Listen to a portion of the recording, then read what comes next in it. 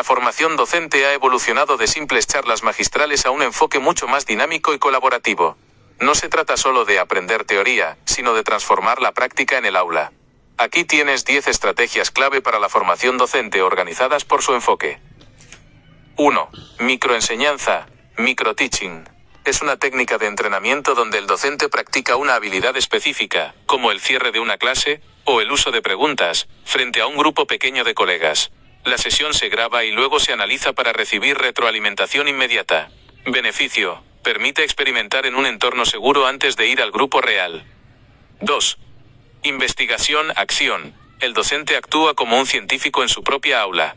Identifica un problema, baja participación, diseña una intervención, la aplica y evalúa los resultados. Enfoque: convierte la práctica diaria en una fuente constante de conocimiento. 3. Observación y retroalimentación entre pares. 2 o más docentes se visitan mutuamente en sus clases. El objetivo no es juzgar, sino observar técnicas específicas y discutir posteriormente qué funcionó y qué no. Clave: rompe el aislamiento del profesor y fomenta la cultura de colaboración. 4. Comunidades de aprendizaje profesional, CAP. Grupos de docentes que se reúnen regularmente para compartir visión, valores, y sobre todo para analizar trabajos de alumnos y planificar lecciones juntos. Meta: el aprendizaje colectivo para mejorar el rendimiento de los estudiantes. 5. Portafolio docente. Es una colección organizada de evidencias de la práctica de enseñanza. Planificaciones, evaluaciones, reflexiones, trabajos de alumnos. Propósito: fomenta la metacognición, obligando al docente a pensar críticamente sobre su propia evolución a lo largo del tiempo. 6.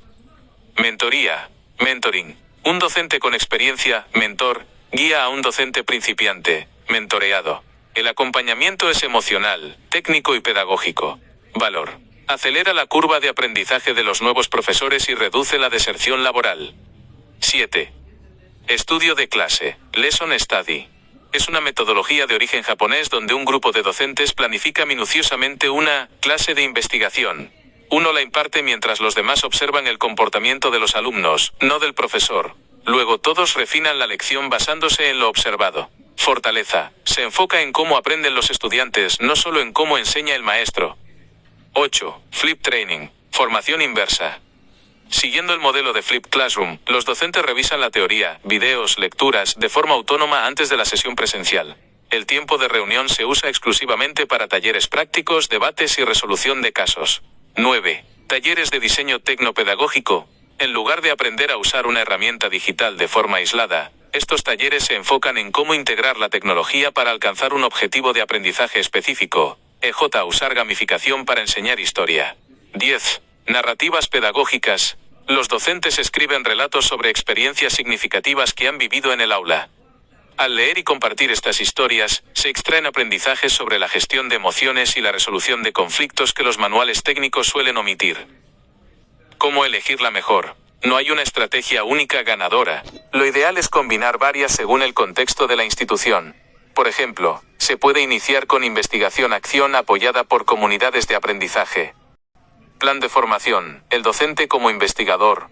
Este plan utiliza 3 de las estrategias que mencionamos anteriormente para crear un ciclo de mejora continua. Fase 1, el diagnóstico, investigación-acción.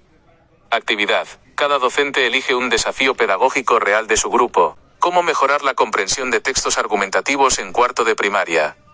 Producto: una pregunta de investigación y una hipótesis de intervención. Fase 2, el diseño colaborativo lesson study. Actividad: los docentes se agrupan por áreas. Juntos, diseñan una superlección para atacar ese desafío. Enfoque: no diseñan para dar clase, sino para observar cómo responden los alumnos ante ciertos estímulos pedagógicos. Fase 3, la puesta en marcha, observación entre pares. Actividad: un docente imparte la lección diseñada, mientras los otros colegas observan sin intervenir con una rúbrica de seguimiento. Foco de observación: ¿en qué momento se distrajeron los alumnos? ¿Qué pregunta generó más debate? ¿Qué material fue confuso? Fase 4. La reflexión crítica, narrativas pedagógicas. Actividad: el grupo se reúne para analizar los datos. Cada uno escribe un breve relato sobre lo que aprendió del proceso. Cierre: se ajusta la planeación y se vuelve a aplicar. ¿En qué área pedagógica te gustaría aplicar esto? Para que mi ayuda sea más precisa, dime cuál es tu interés principal. 1. Pedagogía crítica, enfoque en la justicia social y el pensamiento reflexivo. 2. Pedagogía constructivista, enfoque en cómo el alumno construye su propio conocimiento. 3. Diseño universal para el aprendizaje, DUA, enfoque en la inclusión y la diversidad en el aula. ¿Te gustaría que te ayude a redactar una guía de observación para que los docentes la usen cuando visiten las clases de sus compañeros? Excelente decisión. Centrémonos entonces en la pedagogía constructivista, que es el corazón de la transformación educativa moderna. En este enfoque, el docente deja de ser el dueño del saber, para convertirse en un guía o facilitador. Para que la formación docente sea coherente con la pedagogía que queremos que apliquen, el entrenamiento debe ser, en sí mismo, constructivista.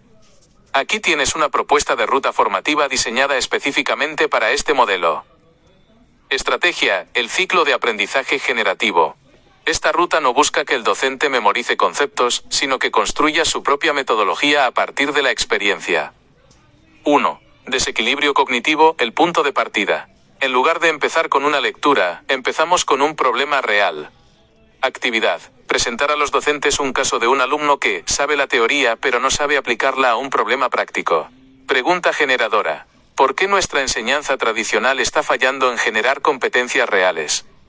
2. Mapeo de saberes previos. Dinámica: usar un organizador gráfico, como un mapa mental, donde los docentes plasmen qué creen que es el aprendizaje significativo.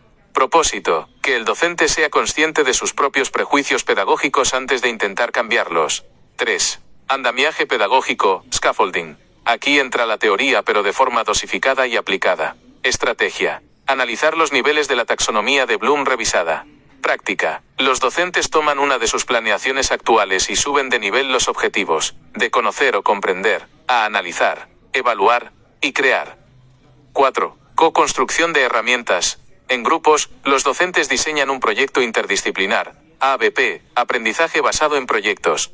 El reto: el proyecto debe resolver un problema de la comunidad escolar, EJ, el manejo de residuos en la escuela. Rol del facilitador: el formador no da respuestas, sino que hace preguntas que obliguen al grupo a profundizar. 5. Evaluación formativa y metacognición.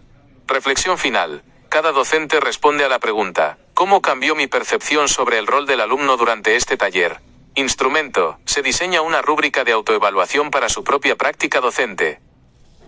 ¿Qué sigue ahora? Para llevar esto a la realidad de tu institución o proyecto, podemos dar el siguiente paso técnico.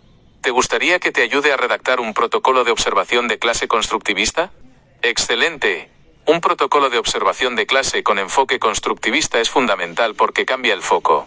Ya no miramos si el profesor dictó bien la lección, sino si el alumno está construyendo activamente su aprendizaje. Aquí tienes una propuesta de instrumento práctico, diseñado para ser utilizado en una visita de 40 a 60 minutos. Protocolo de observación, aula constructivista. Docente observado. Instrucciones: marca con una X el nivel de presencia de cada indicador, y utiliza la columna de evidencias/notas, para describir acciones específicas que observaste. Indicador pedagógico: no observado, en proceso, consolidado, evidencias/notas. 1. Activación de saberes previos. El docente inicia vinculando el tema con experiencias o conocimientos anteriores de los alumnos. 2. Preguntas de alto nivel. El docente lanza preguntas abiertas. ¿Por qué? ¿Cómo? ¿Qué pasaría si? Que exigen análisis, no solo memoria. 3. Rol del docente como guía. El profesor interviene para orientar el proceso, pero permite que los alumnos resuelvan retos por sí mismos. 4. Trabajo colaborativo. Los estudiantes interactúan entre ellos para resolver problemas, discutir ideas o crear productos. 5. Uso de errores como oportunidad. Ante una respuesta incorrecta, el docente ayuda al alumno a descubrir el error mediante la reflexión. 6. Autonomía del estudiante. Se observa a los alumnos tomando decisiones sobre su proceso o proponiendo rutas de solución. 7. Evaluación formativa. Se brindan comentarios, retroalimentación, durante la actividad para mejorar el desempeño en el momento. Preguntas de reflexión post-observación, diálogo docente. Una vez terminada la clase, el observador y el docente deben sentarse a conversar basándose en estas 3 preguntas clave. 1. ¿Quién tuvo el mayor protagonismo cognitivo hoy? ¿Quién habló más tiempo? ¿Quién hizo el esfuerzo mental de resolver los problemas? 2. ¿En qué momento de la clase sentiste que los alumnos conectaron realmente el nuevo concepto con algo que ya sabían? 3. Si tuvieras que repetir la sesión, ¿qué andamio o ayuda retirarías para que los alumnos fueran más independientes? Recomendación de oro. Nota. Para que este protocolo funcione, debe aplicarse bajo un ambiente de confianza, no de fiscalización. El objetivo es que el docente se sienta apoyado para transformar su aula en un laboratorio de ideas.